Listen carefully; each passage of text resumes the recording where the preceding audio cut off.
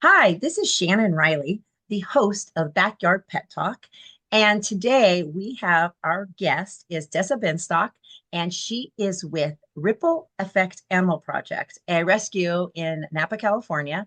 And I have known Deassa for a very long time. We are vet techs together, we work together, and we're friends. So I'm really excited to have Deassa here today as our guest. And she's going to tell us a little bit about rescue, but specifically about her rescue. And I'm really looking forward to hearing all the things she has to say today. So, welcome, Deassa, and welcome. I'm super happy to have you on as a guest today. But before we get going on ripple effect things, tell people who are listening, because obviously I know a lot about you, but they aren't going to know, tell us a little bit about your background and stuff about you and how you got into rescue in the first place. So I became an RVT in 2004, thanks to Shannon. She introduced me to the vet tech world. And then I rescued my first dog when I was in college, and she was a super fearful dog with a lot of issues. And through that process, I met Bad Rap out of Oakland, who I still help with. And, And if they anybody taught me a doesn't lot know of, what oh, bad rap is, tell them a little bit about bad rap in so case Bad somebody Rap doesn't know is what that is. Bay Area dog lovers responsible about pit bulls, and they were founded about 24, 25 years ago. And they're mostly pit bull rescue, but they do a lot of keep them home, like helping owners keep their pets home by through spay neuter, medical bills. They also rescue huskies and things like that too. So I got introduced to them, and I learned that what I had in my dog was not normal for a dog. So that's kind of where I got really interested in training and behavior. And I've done a lot of rescue work for the last 20 or so years. In 2020, I decided that I was ready to go out on my own and start my own rescue. And I've had multiple pit bulls throughout my life, a few ferrets. I have a rescue mini donkey, and a couple rescue goats. So I don't discriminate on the animals. I've even had a rescue chihuahua. So Yes, Deassa is definitely a pit bull lover of all the breeds. If you do any research on her bio at all, she's always been a big supporter of the pit bull population and helping people understand that they are not big scary dogs. They're no. just dogs that people want to perceive that way. So you started Ripple Effect in about 2020. Was that during COVID? I think, yes, COVID's shutdown happened right after we were founded. I mean, for the year prior, my co-founder and I were already doing rescue stuff. And I had a few people say to me, because people would donate to help fund some of the medical stuff, why don't you start your own nonprofit? It'll be fun. Well, it's not fun. It's a lot of work, especially when you work a full-time job. Mm-hmm. But we were doing it anyways. Like, the homeless population had my number. I was out doing outreach for the homeless, bringing them food, making sure their animals were spayed, neutered, and vaccinated. And so it just kind of snowballed into this crazy rescue. And obviously during COVID, we had a lot of fosters and we were doing a lot of adoptions. This year, our focus is away from foster and adoption, and we're focusing more on trap, neuter, release, dealing with our cat crisis, helping owners, low-income owners, with their spay neuter and some of their medical bills when they just don't have quite enough to cover costs if their dog or cat needs a procedure. So we're kind of going that keep them home route, where what can we do to keep animals with their families versus bringing them into our program. So are you finding an uptick right now of people like financially not being able to take care of their dogs, or just so many dogs that like shelters can't keep them? Are you seeing an increase in rescue dogs right now? Our shelters are full. Our Mhm. shelters are full. The rescues are full. I'm finding other rescue groups that are kind of going the same route as us.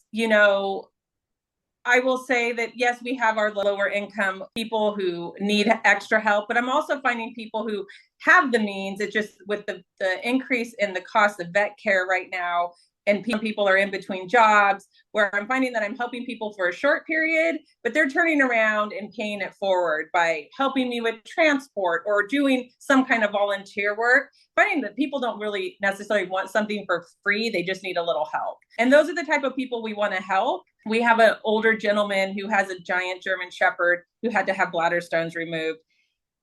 I think his income is $22,000 a year. Mhm. He a lot of groups helped him get the surgery. The vet hospital actually donated some of the cost, but the dog needs to be on a special diet for the rest of its life. So that's where we're covering make sure that dog stays on that diet so we don't end up in surgery again. Do you think, being a registered veterinary technician, your rescue actually focuses even more on the health and wellness versus just spay neuter because of who you are? Not because of anything, but because of you. Because as you're talking, I'm thinking, there's humane societies and there's rescues and there's all kinds of rescues. And sometimes I do see them, asking for donations for specific surgeries, but for the most part, it's the rehoming or, things like that. Yeah. Do you find that because of your influence too, and anyone who hasn't been to Napa is not that big. And I don't know how many vet hospitals there are now, but probably like 8 in the whole, town or something like that. So there's not that many. And so you get known in the community, especially because Deassa's been there her whole life. You grew up in Napa and you've worked in Napa and worked in multiple vet hospitals. And do you find that people come to Ripple Effect a lot for more medical than maybe they would go to like the Humane Society or something? Yes. And I think too, the other thing that I'm lucky that, I'll get a phone call that somebody thinks something's wrong with their pet, right? And it's an emergency. And usually I can triage it and say, no, this isn't an emergency. Let's get this pet into the vet in the next few days, right? Where otherwise they'd be rushing to an emergency clinic for a non-emergency. So I am able to triage and kind of help some of these people, because there's a lot of people that I help over and over, especially with our unhoused population and some of our other low income people. So definitely being a vet tech has helped me manage and also save money because, we're not rushing people to a vet appointment for something that could be treated at home because it's just like a scab, where people see blood and they think, oh my gosh. And most of the time it's not, and we always deal with fleas and things. There's a lot of things that I have at my fingertips that not everybody does. So it is a benefit for sure. And then you probably, because you do currently work with a vet hospital, so that helps keep costs down a little bit too, because you can work with your vet about, getting treatments and costs at little more as part of the rescue. So I also work I work for a vet, but then Silverado. So I have 2 vets in town that offer me a very nice discount to treat our animals. So we're lucky. And it really does. It comes down to a lot of relationships and what you've built over the years to help these dogs. Now, I know you used to find homes and rehome dogs and cats and different animals, and you're kind of pulling away from that. Is that mostly because you just don't have enough fosters, or is it funding that becomes part of that problem? I think for the foster program, it's time.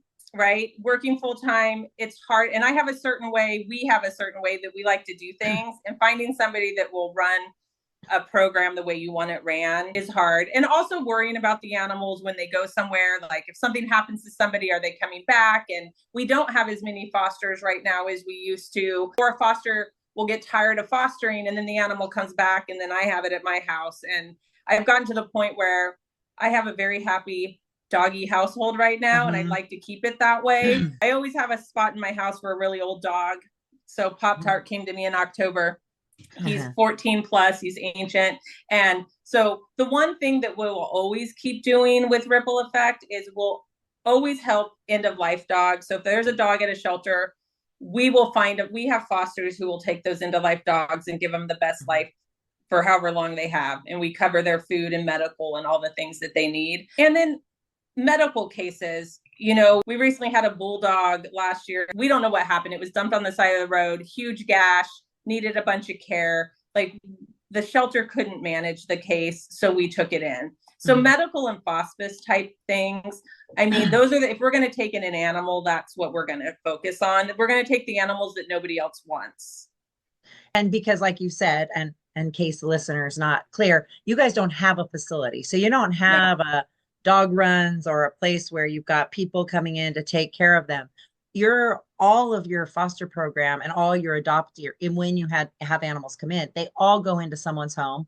And like you said, it's very common for people in rescue, and I am done this too, where an animal comes in as a foster and then you keep it, or you end up having too many fosters as you do rescue, and then it upsets your own household. And people don't always realize about how significant that can be. So, but you guys don't have a facility. So everything has always, since the beginning, since 2020, Yep. been revolving around fosters. Yes. So I should have asked you to look this up before. So you may not know this Okay. number off the top of my head. Do you know how many animals you guys have saved over since 2020? I'm horrible about statistics, but Mhm. I would say, like, adoption wise, dogs and cats and farmed animals, because we've rescued cows, chickens, everything kind of comes through. I'd say over 500. Roughly. Last year, we spayed and neutered a little over 200 feral cats. Wow. That was just our group. You know, you multiply that over the years. And all those kittens that aren't born. So exactly. Not causing more. I mean, you're helping solve a bigger solution by spaying and neutering those feral cats. Yep. Not having a bunch of other cats. If we take kittens into our program, which is the one thing sometimes I will take in, they've come from a feral colony, right? Like usually they, you know, we're trapping at a feral colony. We get these little kittens and we'll fix mom when she's done with the kittens, but we'll take the kittens in and socialize them and adopt them out. It sounds like a lot of things about Ripple Effect is you're actually, as your rescue, you're in those gaps of places where maybe some of the bigger places, maybe some of the other shelters don't do anything with the feral cats. You know, they're just dealing with cats that get brought in, dumped. People had kittens they didn't plan for or puppies they didn't plan for. But you get that hospice, that medical, and the unhoused situation. Or I don't want this to sound wrong, but like kind of the ungotten group that a lot of rescues tend to work on. They want the healthy dogs and healthy young puppies or kittens so that they're easy to adopt out, because what you're looking for, what you're helping, are the ones that are really difficult sometimes to find homes for. Yeah. So like puppies and kittens, like at our local shelter, get adopted fast. And we're just not big enough. And we have other local groups, like we have Wine Country Animal Lovers up in Calistoga. They're doing amazing work. They have a great foster base, but they're actually going kind of our route too, of focusing on spay neuter. We have Dogwood over in Santa Rosa. We have these groups that have this, they do such a great job at the adoption side of thing. And so because we're smaller, focusing on things that we have more control over and the things that aren't being taken care of, right? Those are the things. I don't want an old dog to die in the shelter because it's in kidney failure. You know, recently had a boy, Arlo, who, you know, he only got 8 months with us, but he got 8 good months with a great foster, living his best life, you know, which he wouldn't have had that. I mean, you know, those are the dogs that really tug it. For me, I like the old dogs. So that's what I want to help. Yeah. Well, and then you also said you do some of the farm animals, or like the chickens or cows and things. And people may not believe this if they haven't been in Napa, but there are still livestock in the areas of Napa, and it's not all just wine country. What are some of the most interesting animals you have taken in?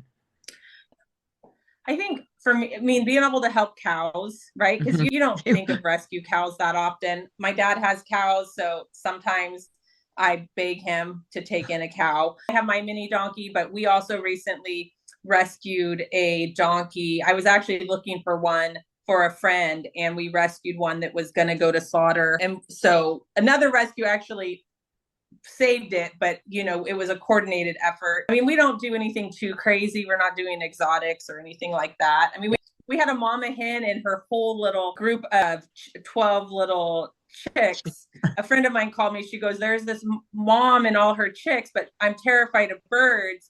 And I go, oh yeah. Well, she goes, will you take them? And I said, sure, thinking that she wouldn't catch them because she's terrified of birds. Well, she found people to help her. And 2 hours later, I had a mom and 12 chicks.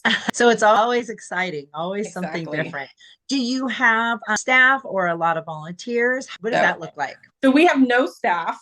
It's basically me, and I have a co-founder, but with her work-life balance, you know, she helps where she can. And so I do most of it. I mean, we do have volunteers. Like I have people besides my fosters, but I have people to help me organize my donations, you know, my food and beds and clothes. I get lots of dog clothes donations, leashes and collars. So I have people who help with organizing that. I have people who help with transport. So like right now we just kind of wrapped up one feral colony. We have a few more cats, and then we're starting another 20 cat colony. which in the last 24 hours, we've trapped 8 cats already. 2 have been fixed. The rest are I have a giant enclosure at my house that I use for opossum rehab, something I do outside of the rescue. But when it's empty, I house feral cats. So then when appointments come available, I can catch them again and get them their surgeries. But I have people helping like transport the cats to surgery. I had someone bringing cats to my house and returning traps for me today. So, I'd say we have probably 15 really solid volunteers that help do things. And then we just have a big support system. We do small events throughout the year and so many people. And a lot of times it's the same people and then they'll bring a new person to show up. And we just do small fundraisers. We are going to do a big fundraiser in July at the Empress Theater in Vallejo. We're going to have a band. So Camp Jeff is a band. He's a musician who has played for a lot of like big rock bands. There's going to be live music. There'll be a silent auction. There'll be food. We're blocking off the street an hour before, and we're going to have a petting zoo out there. We're teaming up with Lucky Ones Ranch, and they're out of Vacaville, and they're mostly a farmed animal sanctuary, but they have dogs and cats too. And they're going to have a bunch of their animals there. We'll have some of our adoptables. So we're looking forward to it. You have a date for that? It's July 13th. From 12 to 5. Okay. Tickets aren't on sale yet, but they will be there. They will be soon. And we're really excited. It's our first year. There's actually another group that puts it all together, and we're kind of the beneficiaries this year. Awesome. So, which is nice for me, right? Because I don't have time to plan a big fundraiser. So to have somebody who's willing to help me do that is amazing. That is great. Well, that leads me to a question that, I think would be, if someone's listening to this and they might really they're like, gosh, Deassa's doing all this amazing work and finding those gaps, those places where the needs, there's nobody else meeting those needs like you guys are meeting them. If you were asking for people to help, what would be things like, what are your greatest needs? I mean, money, donations, even if it's hands-on, like you said, someone else planning the event for you. I mean, not just financial. What are some needs that you guys are always kind of looking for? I would love to find somebody. And like I said, since we're volunteer based and our budget is really small, the last few years, our budget has been about $100,000. That money comes in and it goes right back out to the animals. So that's like what I can manage. But I would love somebody who was maybe really great at social media, because I do our social media and I'm not great at it. I do it. Somebody who'd love to help with things like that, or people who want to help maybe manage our database. Right now, I have someone that helps me, but she's out of state, just somebody who could stay on top of some of the computer work, someone who's willing to check my emails and only forward me the things that I need to see. Because it is hard to answer emails and have to say no a lot. I mean, we do say yes more often than we say no, but the reality is sometimes it's nice not to see all of the negative things that are happening, especially because the animal world is my life 24/7. And then cat traps. We're always in need of feral cat traps. Right now we're working on this colony and I have a bunch of my traps in that colony, but if somebody else has a colony of 2 or 3, I don't have the extra traps. So feral cat traps are a must. Recently, I've had 2 people donate game cameras, which is amazing. I mean, yes, we have money that comes in and I can spend some of that money on those things, but I really want the money to go towards the medical. I mean, right now, for the most part, I've been getting a ton of food donations. So cat food and dog food donations, cat litter, things like that. I mean, those are things that we always kind of use. I have quite a few people who, when money's tight, they'll message us and say, hey, is there any dog food? So I don't have it publicized that I have a little food bank, but the people who know to get a hold of me know that they can always count that there'll be a bag of dog food for them.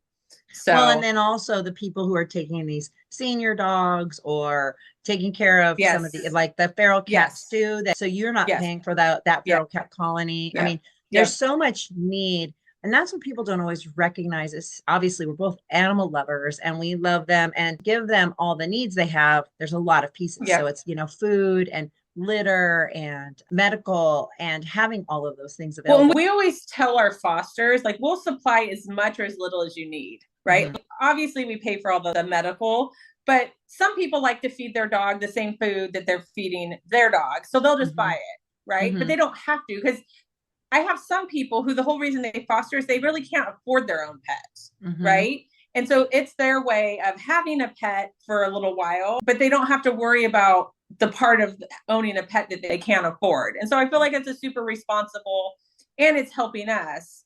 Dog walkers. We always need dog walkers. I have a hospice dog right now. He's a older pitty and with kidney disease, and his foster is amazing, but she's older and she can't walk the dog. So now I have a group of people that every day the dog's at least getting, a walk, 30-minute walk. If anybody wanted to donate to Ripple Effect, that's always beneficial. That helps the animals. It helps you get the things you need. And we are actually working on doing a pet podcast-a-thon that will be happening in March, and we'll be publicizing that. And so by the time people see this, that'll be over, but hopefully that will bring in some donations. But sometimes money's not the only thing. Like you said, sometimes it's someone who specializes in web design or social media, or people who are local who can walk them. But you can have people in different states doing data or social media. Like, you don't have to be in Napa to be able to help this great organization. So that was part of the reason I wanted to have you on, is so that more people